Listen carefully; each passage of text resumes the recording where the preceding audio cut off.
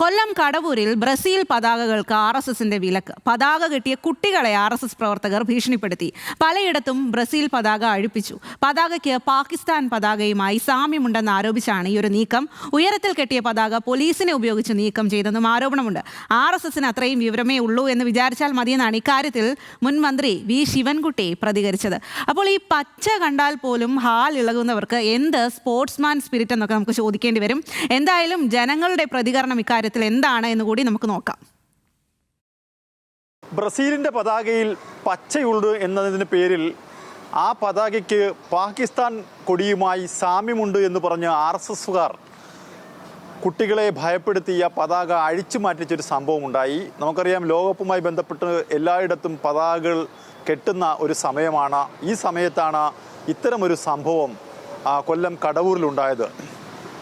ആ സംഭവം ശരിയാണോ, അല്ലെങ്കിൽ ആ നടപടി ശരിയാണോ എന്നാണ് ന്യൂസ് മലയാളം പരിശോധിക്കുന്നത്. നടപടി ഒന്നും ശരിയല്ല, അല്ല. കാരണം അവനവൻ്റെ ഒരു ഇതുണ്ട്, മതത്തിൻ്റെ ആയാലും ദൈവത്തിൻ്റെ ആയാലും അവന് അതും ഒരിക്കലും ചെയ്യാൻ പാടില്ല. അങ്ങനെയാണ് കലഹം ഉണ്ടാകുന്നത്. അല്ല, RSS അഴിച്ചു മാറ്റാൻ പറഞ്ഞെന്ന് പറഞ്ഞാൽ അവർക്കുള്ള ജേഴ്സിയാണെന്ന് നിങ്ങൾക്ക് തീർത്തറിയാമോ? കൂടി കുട്ടികളുടെ പരാതിയല്ലേ, നമ്മൾ ആധികാരികമായി അത് അന്വേഷിക്കണ്ടേ? ഒരു കൊടിയിലോ അല്ലെങ്കിൽ അങ്ങനെ ഒരു അവരുടെ ഒരു യൂണിഫോമിലോ അങ്ങനെ ഒരു വർഗീയതയുടെ ആവശ്യമുണ്ടോ? എനിക്ക് തോന്നുന്നില്ല.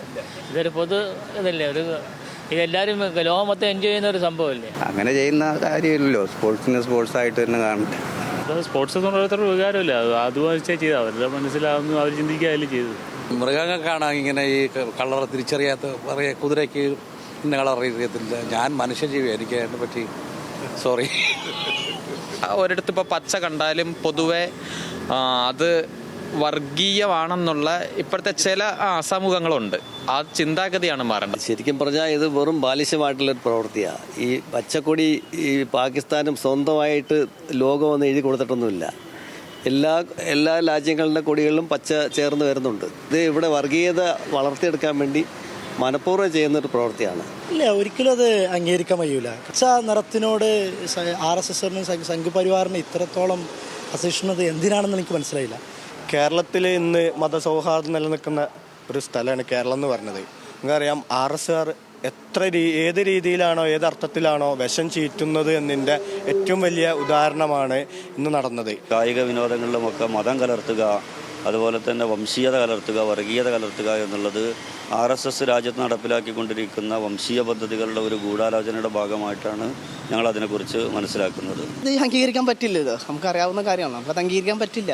നമ്മളെ ഒരു രാജ്യമാണ് കേരളമാവട്ടെ, ആ രീതി ഒരിക്കലും അംഗീകരിക്കില്ല. അങ്ങനത്തെ ചോദ്യം പോലും ഇവിടെ അപ്രസക്തമാണ്. കാൽപന്ത് കളിയുടെ ലഹരിയിൽ ലോകം ആവേശം കൊള്ളുന്ന കാലമാണിപ്പോൾ.